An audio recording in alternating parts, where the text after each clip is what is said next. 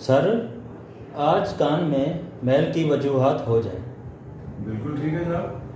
تو کان میں میل کی بہت ساری وجوہات ہیں۔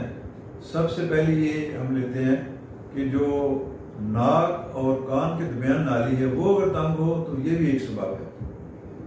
دوسرے نمبر پہ کان میں اگر انفیکشن ہو تو وہ بھی ایک سبب ہے۔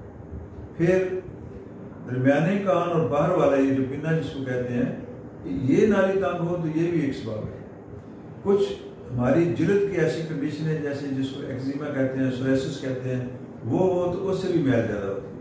کچھ لوگوں کی ویسے ہی جلد میں جو ہے میل زیادہ پیدا ہوتی ہے۔ اس کے علاوہ ہارمونل چینج ہیں، مینوپاز ہے، جیسے جوانی میں کچھ ہارمونل چینج آتی ہیں، اس سے بھی میل پڑتی ہے۔ بڑھاپا بھی ایک وجہ ہے۔